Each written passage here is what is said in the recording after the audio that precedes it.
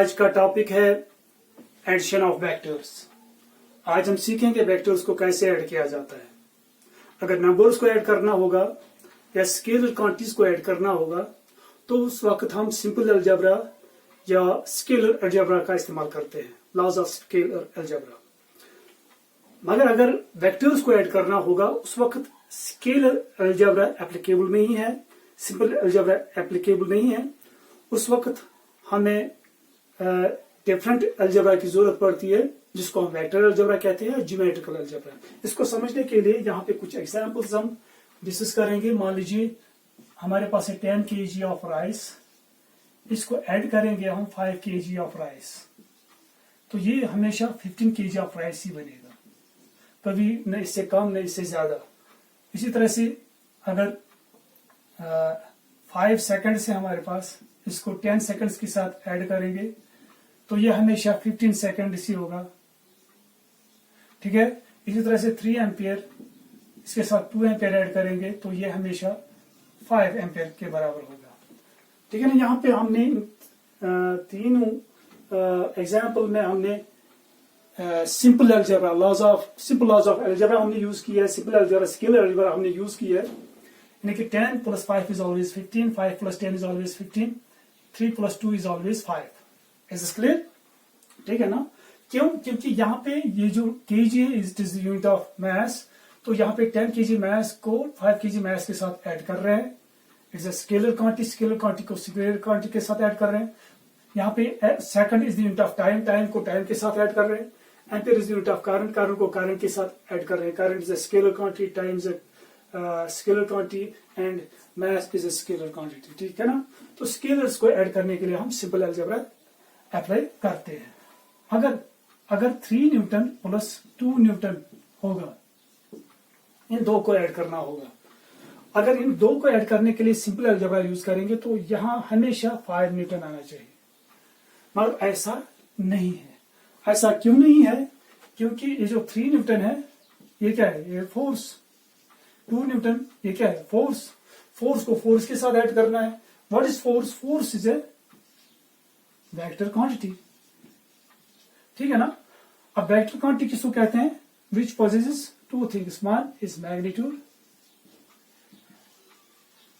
second is direction. Is this clear to you? तो force में magnitude भी है, डायरेक्शन भी है। जब हम फोर्स को फोर्स के साथ ऐड करना होगा, फोर्स को फोर्स के साथ ऐड करना होगा, वहां पे मैग्नीट्यूड्स के साथ साथ उनके डायरेक्शंस को भी ऐड करना पड़ेगा, जो स्केलर अलजेब्रा हमें नहीं बता सकती है। स्केलर अलजेब्रा से हम मैग्नीट्यूड्स को ऐड कर सकते हैं, डायरेक्शंस को नहीं ऐड कर सकते हैं। स्केलर अलजेब्रा हमें नहीं बताती है कि डायरेक्शंस अगर होंगे तो उनको कैसे ऐड किया जाता है। Is clear to? तो इसके लिए एक सेपरेट अलजेब्रा है जिसको हम कहते हैं वेक्टर अलजेब्रा और ज्योमेट्रिकल अलजेब्रा। तो वेक्टर अलजेब्रा, ज्योमेट्रिकल अलजेब्रा जब हम अप्लाई करेंगे तो इसका वैल्यू जो आएगा 3n + 2n, it would be less than और इक्वल टू 5 न्यूटन। या ये 5 न्यूटन के बराबर होगा, कभी ये 5 न्यूटन के बराबर होगा, कभी ये 5 न्यूटन से कम होगा, या कभी 1 न्यूटन भी होगा इसका value. Is this clear to you? The value of 3 newton, 2 newton जो है ये वेरी हो जाएगा फ्रॉम 1 न्यूटन टू 5 न्यूटन, ये वेरी हो जाएगा। Is this clear? तो वेक्टर अलजेब्रा एक और एग्जांपल दे देंगे यहाँ पे, इसको समझाने के लिए कुछ एग्जांपल्स हम दे देंगे यहाँ पे। मान लीजिए एक बॉडी है इनिशियल एट रेस्ट, तो इसमें एक्सेलरेशन क्या है? 0। रेस्ट पे है, एक्सेलरेशन है 0। अब बॉडी पे हम 2 फोर्स अप्लाई करेंगे, एक है 2 न्यूटन टुवर्ड्स राइट, यहाँ पे डायरेक्शन स्पेसिफाई करेंगे। अगर यहां से नॉर्थ रखेंगे, यहां से साउथ, यहां से ईस्ट, यहां से वेस्ट।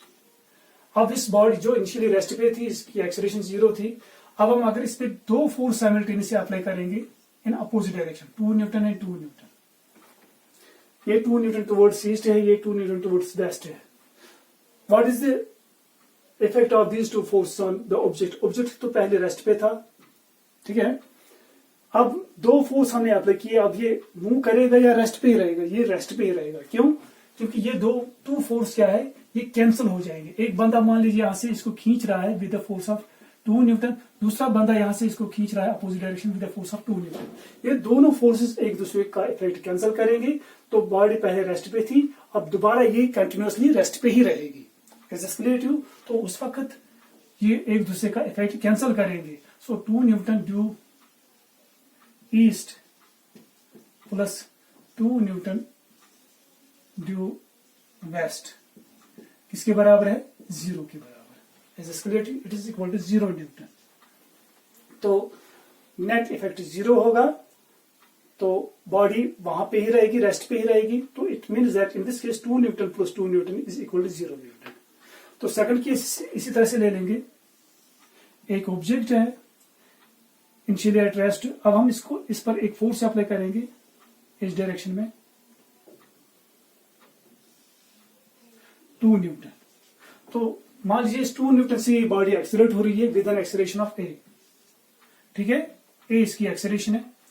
ओके, अब अगर दूसरा फोर्स भी इस पर अप्लाई करेंगे इन द सेम डायरेक्शन और उसका मैग्नीट्यूड भी सेम होगा 2 न्यूटन, तो इसकी इस पे इफेक्ट क्या होगा? इसकी एक्सीलरेशन डबल हो जाएगी, ए प्लस ए हो जाएगा। Is this clear?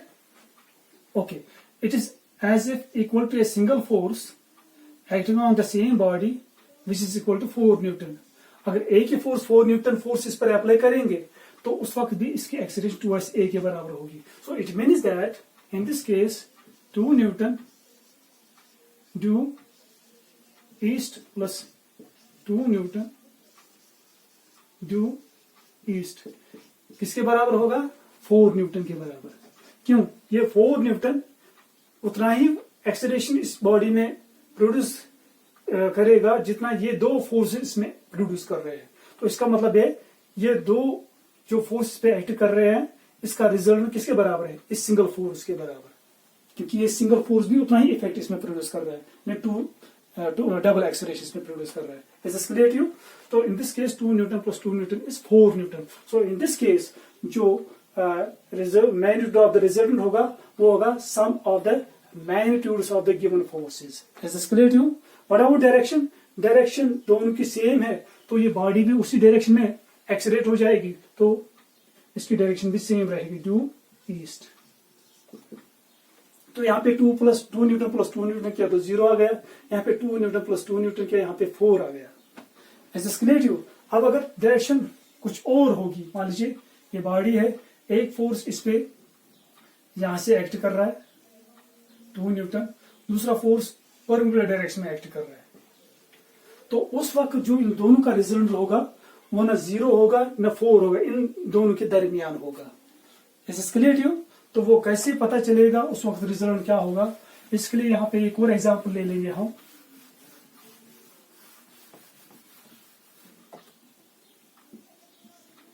मान लीजिए एक ऑब्जेक्ट है यहाँ पे initially at rest at point O। अब हम इसको डिस्प्लेस करेंगे। मान लीजिए मैंने इसको डिस्प्लेस किया towards east through a distance of 4 metre from O to P। Object कहां पे है? P पर। अब P से हम फिर से इसको डिस्प्लेस करेंगे टुवर्ड्स नॉर्थ, ये किया ऊपर की तरफ through a distance of 3 metre. As is clear? Object कहां पे है? ऑब्जेक्ट इस पोजिशन पे है। यहाँ पे कितना एंगल बन रहा है? 90 एंगल। ठीक है, अब व्हाट इज द, पहले इसको मैंने डिस्प्लेस किया from O to P through a distance of 4 metre, then from P to Q through a displacement of 3 metre. 2 steps में मैंने इसको डिस्प्लेस किया। Is this clear? अब ऑब्जेक्ट है Q पर। अब what is the final displacement? As you know, final displacement is represented by an arrow drawn from initial position to the final position. This is initial position of the object, this is the final position.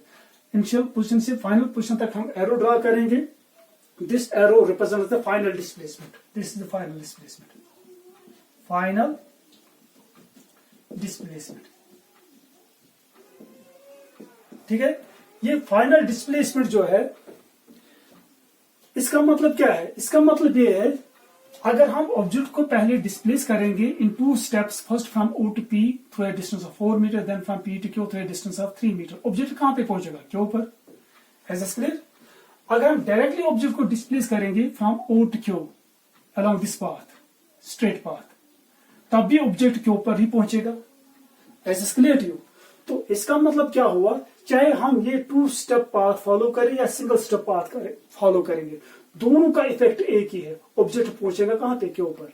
So it means that जो इन दो का total effect है, ये जो दो displacements total effect produce करते हैं, वो ये सिंगल इफेक्ट अकेले प्रोड्यूस करता है. देन दिस सिंगल वेक्टर जो है, this single vector is called resultant vector. Resultant vector, इसको कहते हैं रिजल्टेंट वेक्टर. जो ये फाइनल डिस्प्लेसमेंट वेक्टर है, इसको कहते हैं रिजल्टेंट वेक्टर. ये किनका रिजल्टेंट है, इन दो डिस्प्लेसमेंट वेक्टर्स का रिजल्टेंट है. क्यों, क्योंकि ये सिंगल वेक्टर जो है, ये उतना ही इफेक्ट प्रोड्यूस करता है जितने 2 डिस्प्लेसमेंट वेक्टर्स एक साथ प्रोड्यूस करते हैं. ये 2 डिस्प्लेसमेंट वेक्टर्स क्या इफेक्ट प्रोड्यूस करते हैं, ये ऑब्जेक्ट को पहुंचाते हैं के ऊपर. ये सिंगल वेक्टर क्या टोटल इफेक्ट प्रोड्यूस करता है, ये भी ऑब्जेक्ट को कहां पे पहुंचाता है, पोजीशन के ऊपर. Is this clear to you?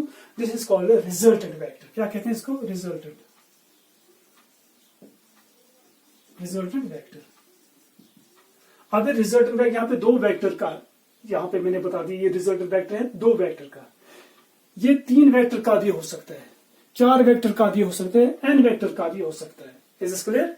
मान लीजिए एक वेक्टर को, एक ऑब्जेक्ट को मैंने पहले यहां से डिस्प्लेस किया from O to P through 4 metre due east. Then यहां से डिस्प्लेस किया due north from P to Q through 3 metre displacement. Then from P to S through a distance of 2 metre. Is this clear? अब object कहां पे, यहां पे. What is the final displacement? Final displacement is represented by an arrow drawn from initial position to final position. And this final displacement is called a resultant vector. जैसे कि पहले मैंने बता दिया, resultant vector. Is this clear? Okay, यहाँ पे ये resultant vector जो है, ये कितने वेक्टर का है, 3 वेक्टर का है ये resultant. 4 metre due east, 3 metre due north, 2 metre due west. ये अब जो वेक्टर मैंने ड्रा किया, ये इन तीनों का रिजल्टेंट है. Is this clear? So what is the resultant vector? Resultant vector of 2 or more vectors is a single vector which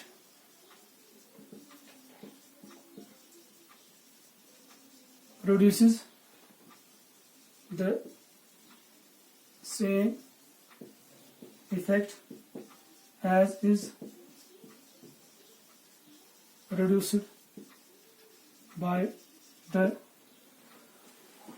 given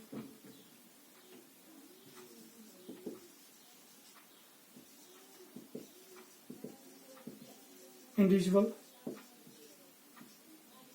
vectors together.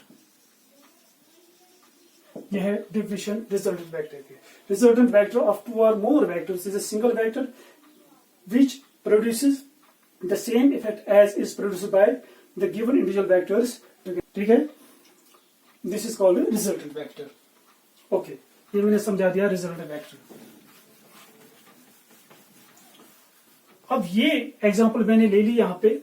अगर हम यहाँ पे ये ट्रायंगल बन गया, अगर हम इस ट्रायंगल को सॉल्व करेंगे, अगर हम इस ट्रायंगल को सॉल्व करेंगे तो हमें पता चलेगा इन दो का जो रिजल्टेंट है वो क्या है, उसका मैग्नीट्यूड क्या है. तो this is a right angle triangle, isn't this is a right angle triangle. तो अकॉर्डिंग टू यहाँ पे एक थ्योरम है, आपको बेस पता है, परपेंडिकुलर पता है, हाइपोटेन्यूज आप बता सकते हो according to Pythagoras theorem. So what is the Pythagoras theorem? According to Pythagoras theorem, the hypotenuse is equal to under root of base square plus perpendicular square. ये सिंप्लीफाई कीजिए, ये बनेगा under root of 4 square plus 3 square, under root of 16 plus 9, ये बनेगा under root of 25 यहां से 5 आएगा, तो it is equal to 5 metre. Is this clear? तो ये जो हाइपोटेन्यूज होगा, in this case it would be 5 metre. So in this case 4 metre due east plus 3 metre due north is equal कितना निकला 5 मीटर। और डायरेक्शन क्या है इसकी 5 मीटर, जो एक रिजल्टेंट आ गया इसकी डायरेक्शन क्या है, इसकी डायरेक्शन है यहां से north east, due north east, इसकी नॉर्थ ईस्ट डायरेक्शन है, इन बिटवीन नॉर्थ और ईस्ट के दरमियान कोई डायरेक्शन है। और वो डायरेक्शन एग्जैक्टली बता सकते हैं अगर हम ये एंगल मेजर करेंगे, और वो एंगल भी मेजर कर सकते हैं अगर ये ट्रायंगल हम सॉल्व करेंगे। Is this clear to you? तो ये ट्रायंगल सॉल्व करने से हमें पता चलेगा इन दो का रिजल्टेंट कितना है, इन दो का रिजल्टेंट कितना है। इसी तरह से अगर ये क्वाड्रेटरल हम सॉल्व करेंगे तो हमें पता चलेगा इन 3 वेक्टर्स का रिजल्टेंट कितना है। Is this clear to you? तो हमें ये क्वाड्रेटरल सॉल्व करना पड़ेगा या ट्रायंगल से सॉल्व करना पड़ेगा। अगर 3 से ज्यादा वेक्टर्स ऐड करने पड़ेंगे तो हमें फिर वो बनेगा polygon. Is this clear to you? तो यहाँ पे ट्रायंगल है, क्वाड्रेटरल है, यानी कि you can add number of vectors. यहाँ पे देखिए फिर ये फिगर सॉल्व करनी पड़ेगी, जितनी वो जैसी वो फिगर बनाएंगे ज्योमेट्रिकल फिगर जो बनेगी उस फिगर को सॉल्व करना पड़ेगा। Is this clear? तो इस फिगर को सॉल्व करने पर हमें पता चलेगा इनका रिजल्टेंट क्या होगा। So this is how we can add vectors geometrically. ये तो ज्योमेट्रिकली हम ऐड कर रहे हैं, ये तो ज्योमेट्री बन गई, फिगर बन गई, ट्रायंगल बन गया, यहाँ पे क्वाड्रेटर बन गया, ठीक है ना। तो इसी तरह से बहुत सारे फिगर्स बन सकते हैं, जितने वेक्टर्स हमें ऐड करने हैं ज्योमेट्रिकल फिगर्स, उनको सॉल्व करने पर हमें फिर रिजल्टेंट मिल सकता है। Is this clear to you? तो यहाँ पे देखिए एक बात है, यहाँ पे ये जो पहला दो वेक्टर्स अगर हमें ऐड करने हैं तो पहले वेक्टर का जो हेड है वो दूसरे वेक्टर के टेल के साथ मिल रहा है, और जो इन दोनों का रिजल्टेंट है वो tail of first vector to the head of second vector के साथ मिल रहा है। Is this clear to you? इस तरह से यहाँ पे देखिए अगर 3 वेक्टर्स को ऐड करना है तो फर्स्ट वेक्टर का जो हेड है उसको सेकंड वेक्टर के टेल के साथ मिलाना पड़ेगा, तो सेकंड वेक्टर का जो हेड है उसको थर्ड वेक्टर के टेल के साथ मिलाना पड़ेगा। अब जो रिजल्टेंट होगा, रिजल्टेंट कौन रिप्रेजेंट करेगा, वो एरो, वो वेक्टर जो हम ड्रॉ करेंगे from tail of the first vector to the head of the last vector. तो इस तरह से एक जनरल रूल बन गया, एक जनरल मेथड बन गया, एक जनरल रूल बन गया, ठीक है ना, ज्योमेट्रिकल रूल। ठीक है, इसमें क्या करते हैं हम, जितने वेक्टर्स को ऐड करना होगा उनके टेल एंड हेड को मिलाना पड़ेगा, ठीक है ना, कंटिन्यूसली मिलाना पड़ेगा जितने भी वेक्टर्स है। जब उनको मिलाएंगे इस मेथड को हम कहते हैं हेड टेल मेथड।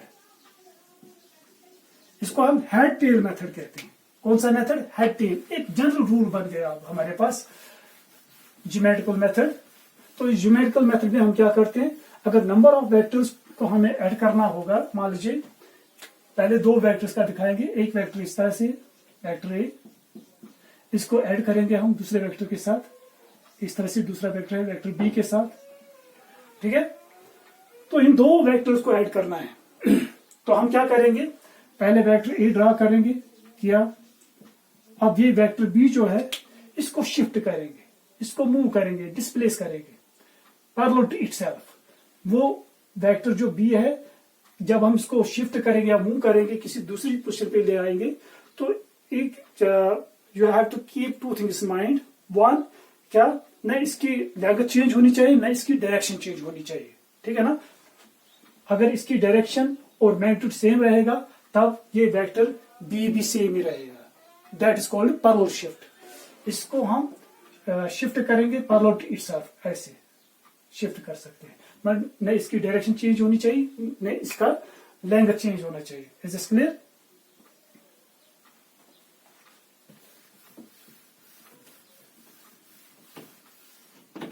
तो एक जनरल रूल बन गया। मान लीजिए हम यहां पे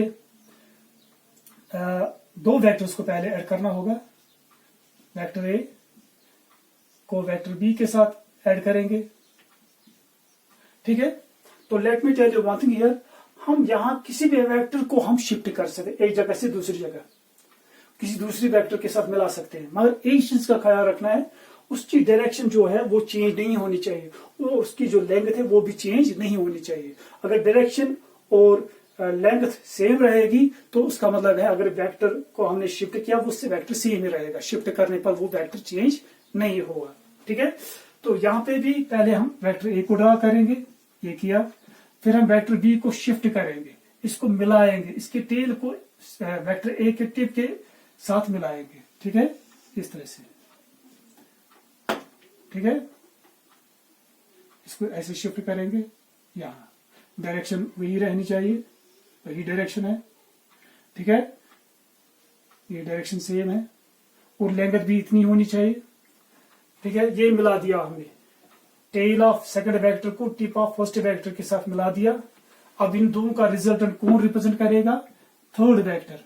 वो कहां से ड्रा करना है? From tail of first vector to the tip of the second vector. This will represent the resultant of these two vectors. इसी तरह से अगर 3 वेक्टर्स को ऐड करना होगा, 3 वेक्टर्स को, this vector A plus this is vector B plus vector सी।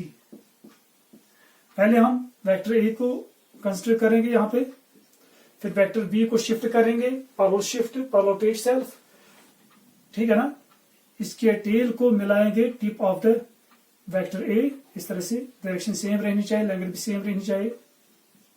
फिर vector C को शिफ्ट करेंगे, इसकी टेल को वेक्टर बी के हेड के साथ मिलाएंगे, इसकी डायरेक्शन यहां से है, इसकी डायरेक्शन भी यही रहनी चाहिए, ये सेम डायरेक्शन है, लेंथ भी सेम होनी चाहिए।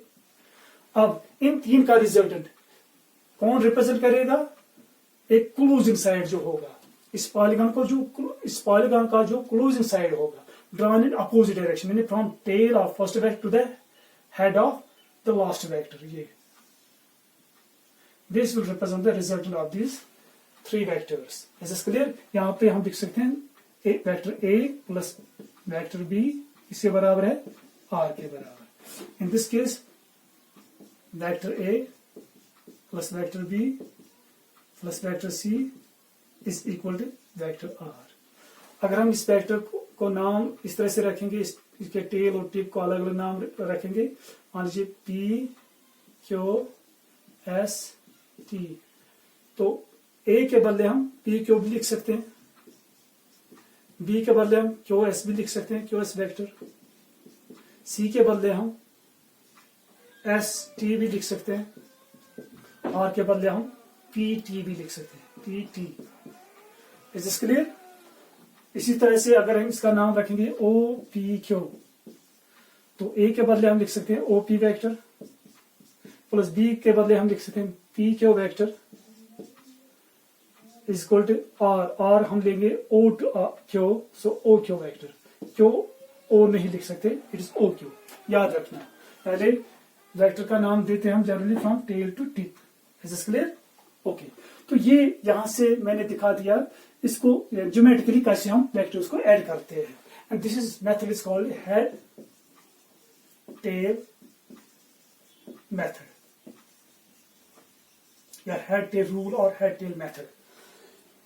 इसमें हम क्या करते हैं,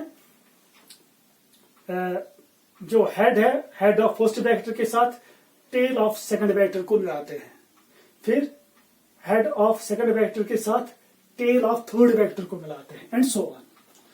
उसके बाद जो फाइनल लास्ट वेक्टर होगा जो हम ड्रा करेंगे, a vector drawn from the tail of first vector to the tip of last vector, वो रिप्रेजेंट करेगा उन सारे वेक्टर्स का क्या resultant. Is this clear to you? इस तरह से हम ज्योमेट्रिकली इनको ऐड करते हैं। फिर ये जो डायग्राम बनेगी इनको सॉल्व करना पड़ेगा।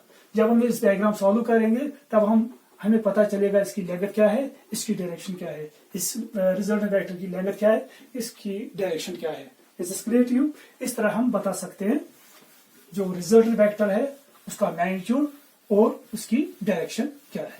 Is this clear to you? अब देखिए यहां पे, अब यहां से 2 रूल्स बन गए। एक है अगर 2 वेक्टर्स को ऐड करना होगा, 2 वेक्टर्स को, यहां पे मैं दिखा दूंगा फिर से, this is vector A plus, अब वेक्टर बी के साथ इसको ऐड करना पड़ेगा। मान लीजिए वेक्टर बी है, या इस तरह से दिखाएंगे, दिस इज वेक्टर बी।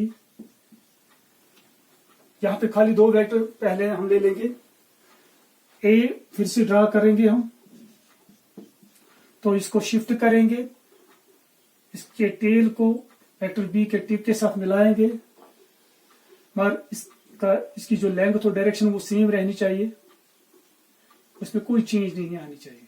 ये मिला दिया मैंने। अब इन दोनों का रिजल्ट कैसे रिप्रेजेंट करेंगे? By an arrow drawn from the tail of first vector the tip of second vector. ऐसे क्लियर? मान लीजिए जो वेक्टर ए है इसको मैंने रिप्रेजेंट कर दिया OP से, वेक्टर बी को PQ से, जो इनका रिजल्ट होगा वो OQ से रिप्रेजेंट होगा। तो रिजल्टेंट हम R से रिप्रेजेंट करते हैं। तो यहां पे ये बन गया ट्रायंगल। क्या बन गया? ट्रायंगल। ट्रायंगल में 3 साइड होते हैं, 2 साइड 2 वेक्टर को रिप्रेजेंट कर रहे हैं कंप्लीटली, ठीक है ना? कौन से 2 वेक्टर? जिनको हमने ऐड करना है, और वो वेक्टर्स कैसे हैं? In the same order. जैसे कि पहले मैंने बता दिया, अगर एक वेक्टर का टिप दूसरे वेक्टर के टेल के साथ मिल रहा है तो वो वेक्टर्स कहलाएंगे इन सेम ऑर्डर। यहां पे वेक्टर ए का टिप और वेक्टर बी की टेल मिल रही है, then we can say these 2 vectors and B are in same order. ठीक है? तो 2 साइड जो ट्रायंगल के हैं वो 2 वेक्टर्स रिप्रेजेंट कर रहे हैं completely and taken in same order. Okay? अब इसके बाद जो थर्ड साइड है, वो थर्ड साइड क्या रिप्रेजेंट कर रहा है? इन दोनों का रिजल्ट। और उसका ऑर्डर क्या है? यहाँ पे टेल एंड टेल मिल रहे हैं, यहाँ पे टिप एंड टिप मिल रहे हैं। So it means that this result vector is in opposite order of, it is in opposite to A, it is in opposite order to B. Is this clear to you? सो इस तरह से एक law बन गया जिसको हम कहते हैं triangle law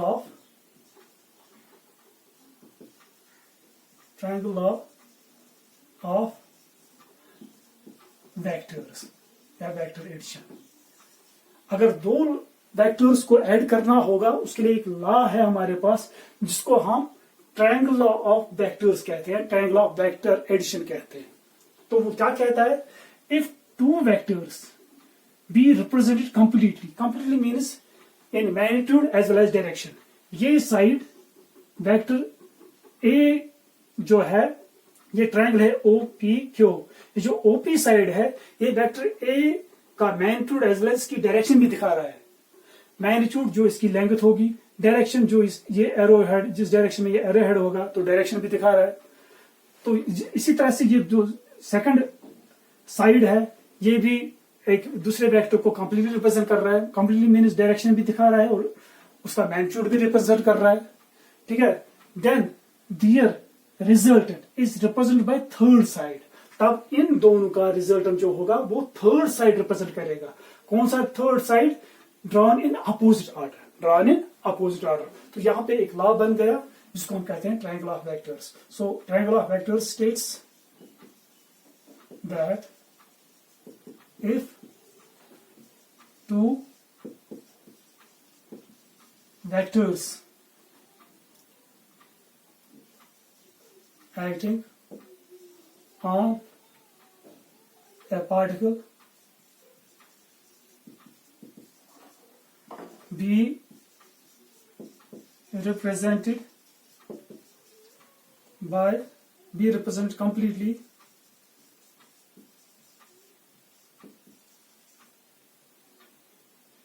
by 2 sides of a triangle taken in same order। ये दोनों सेम ऑर्डर में ले लिए। ये 2 वेक्टर, यहाँ पे एक पार्टिकल है, अब पार्टिकल है, इस पे 2 फोर्स एक्ट कर रहे हैं। एक फोर्स इस तरह से एक्ट कर रहा है, ठीक है? तो 2 वेक्टर्स हम ले लेंगे, जरूरी नहीं फोर्स हम ले लेंगे जनरल। एक वेक्टर इस पे इस डायरेक्शन में एक्ट कर रहा है, दूसरा इस डायरेक्शन में एक्ट कर रहा है, वेक्टर भी। ठीक है? states that if 2 vectors acting on a particle be represented, acting on a particle, ये 2 वेक्टर्स एक पार्टिकल पर एक्ट कर रहे हैं, be represented completely by 2 sides of a triangle taken in same order। अगर हम ये 2 वेक्टर्स रिप्रेजेंट कर सके बाय अ ट्रायंगल, एक ट्रायंगल है, इसके 2 साइड्स, ये 2 वेक्टर्स रिप्रेजेंट कर रहे हैं। ये रिप्रेजेंट कर रहा है वेक्टर बी, ये रिप्रेजेंट कर रहा है vector, this represent vector A, this represent vector B. Is this clear? Okay, taken in same order, then their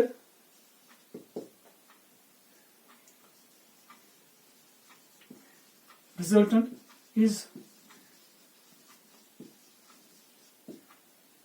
completely represented by the third side of the triangle. Triangle का जो third side होगा वो इन दोनों का resultant represent करेगा. Third side of the triangle taken in opposite order. मतलब उसका order क्या होगा? Opposite. Taken in opposite order. जो इन दो का ऑर्डर है वो सेम है, मगर रिजल्टेंट का ऑर्डर इन दोनों के अपोजिट में होगा. इनका ऑर्डर इस तरह से है, उसका ऑर्डर अपोजिट में है. Is this clear? Taken in same order, A and B का ऑर्डर, मगर रिजल्टेंट का ऑर्डर इन दोनों के अपोजिट में है. Is this clear to you? शाबाश. So from this figure vector A plus vector B is equal to vector R, या we can say O P vector, O से लेकर पी तक is plus P plus Q, P से लेकर Q तक. ये इसकी डायरेक्शन है, पर आर की डायरेक्शन अपोजिट है. इसकी डायरेक्शन यहां से जा रही है और इसकी डायरेक्शन अपोजिट में आ रही है. ठीक है, तो ये आएगा O Q vector. Is this clear? शाबाश.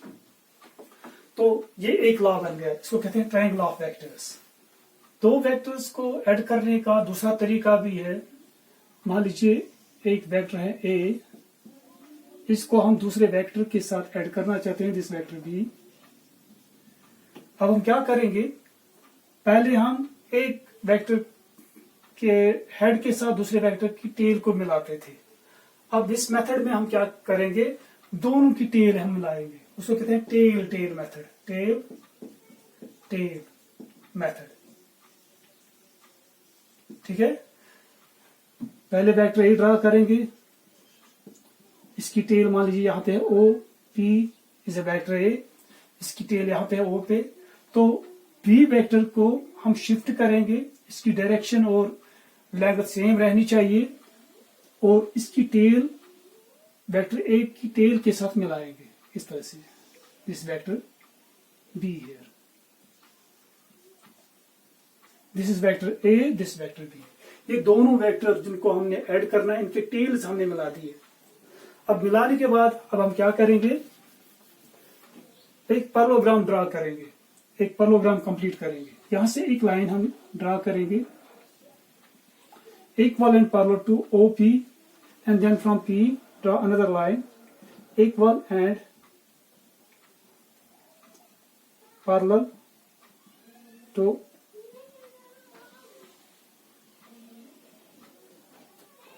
this. इसका नाम रखेंगे SOS. ओके, यहां से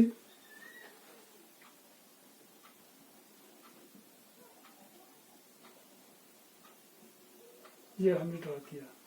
इज दिस क्लियर? ओके, ये लाइन है equal and parallel to OS. This line is equal and parallel to OP. इसका नाम रखेंगे Q. ठीक है, ओके. अब देखिए ये दिस कंप्लीट पैरेललोग्राम, ये हमने कंप्लीट कर दिया. OPQS is a parallelogram. Okay, अब इसके साइड्स क्या है? Equal and opposite.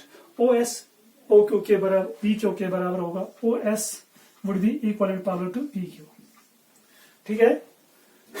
अगर इसको हम डायरेक्शन देंगे फ्रॉम P to Q, तो इसका मतलब ये हुआ PQ की जो डायरेक्शन होगी वही OS की भी डायरेक्शन होगी, क्योंकि these two sides are parallel.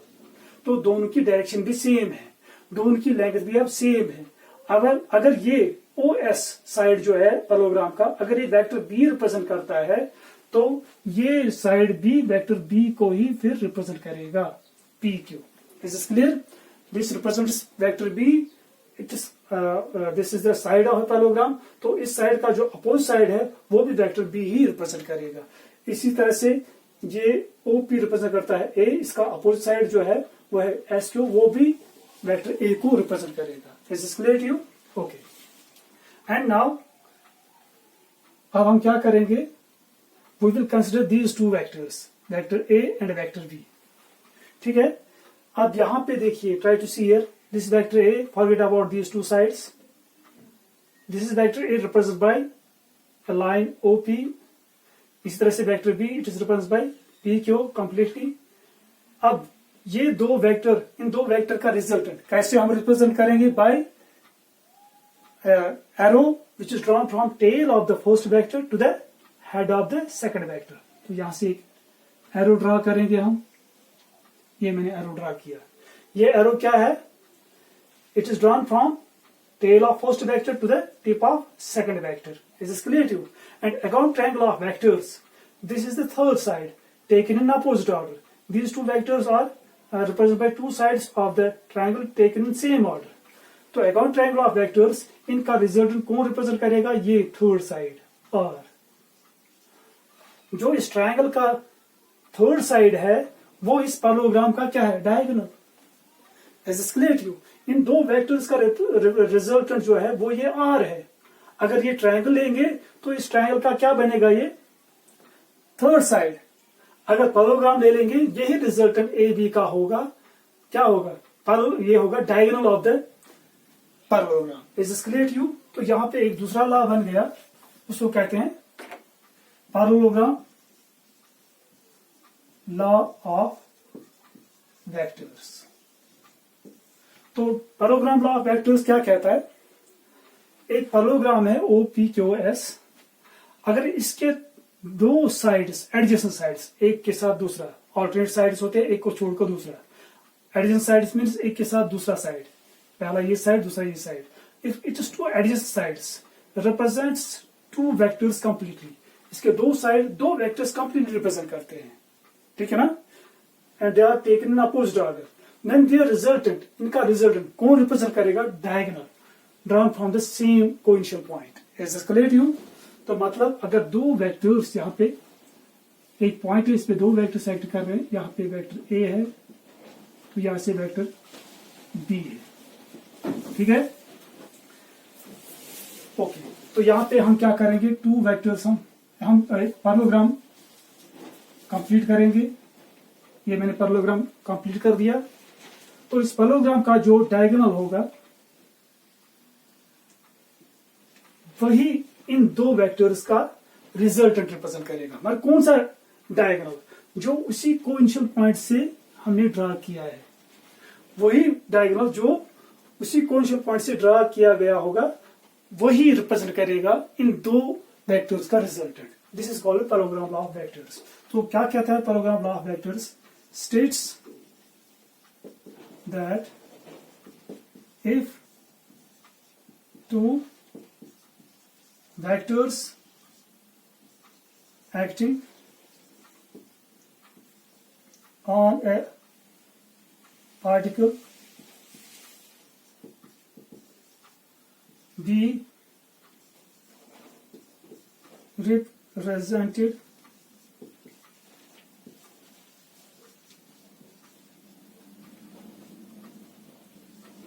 completely by two adjacent sides of a parallelogram states that if two vectors acting on a particle situated at point O, this is P, this is Q, this is S, on a particle be represented completely by two adjacent sides of a parallelogram OPQS, then their resultant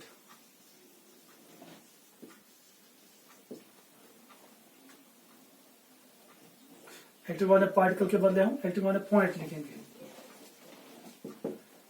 Sides are then their resultant is represented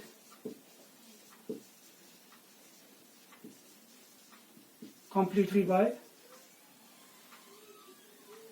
the diagonal of the parallelogram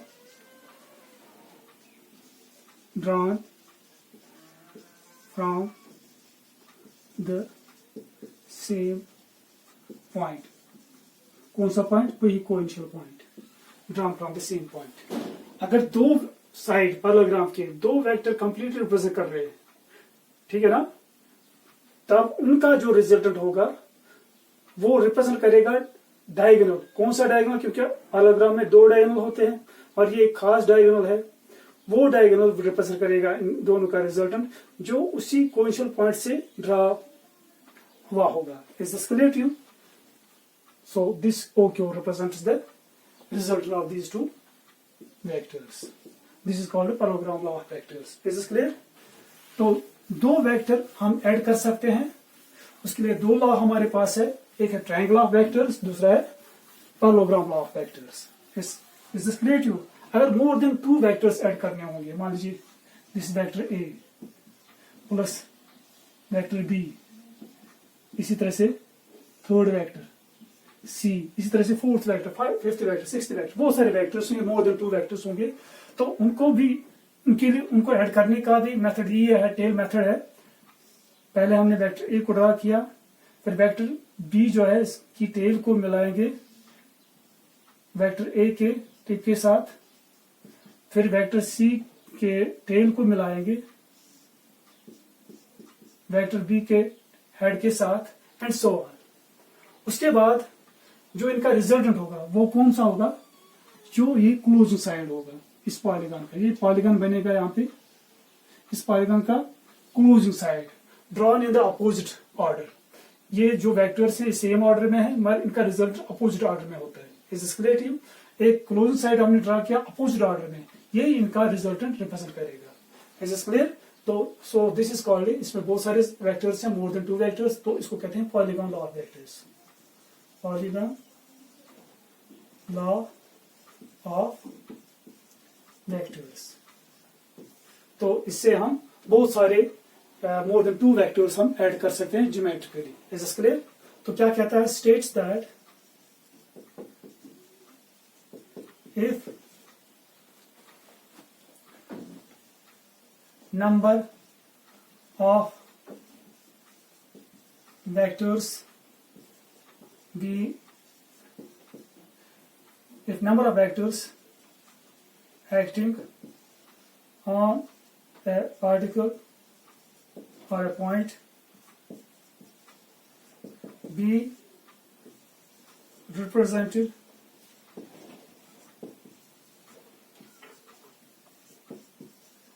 completely by number of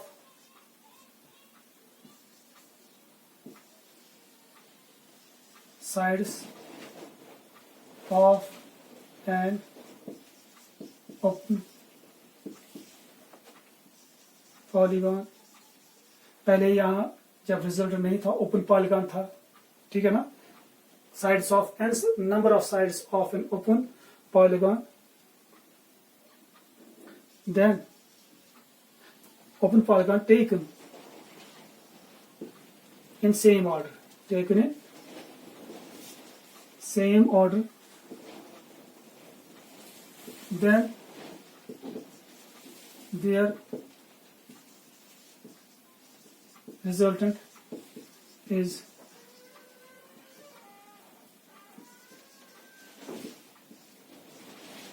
completely represented by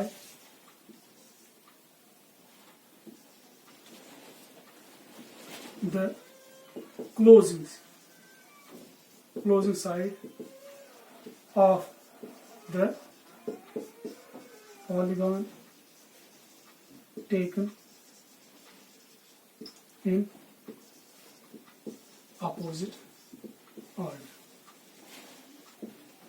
ठीक है, जो close side होगा opposite order में जो हम draw करेंगे यही represent करेगा इनका रिजल्टेंट।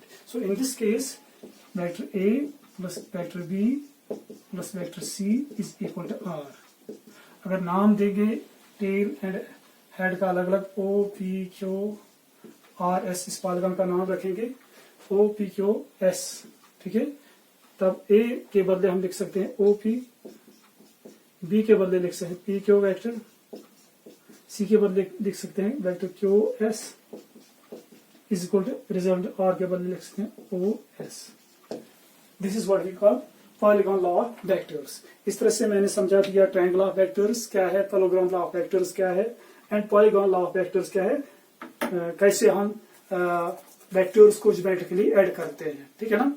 तो इंशाल्लाह नेक्स्ट लेक्चर में हम एनालिटिकल मेथड दिखाएंगे, कैसे हम ये ट्रायंगल कैसे सॉल्व करते हैं और ये पैरेललोग्राम कैसे हम सॉल्व करते हैं, वो इंशाल्लाह नेक्स्ट लेक्चर में हम दिखाएंगे। Till then good bye.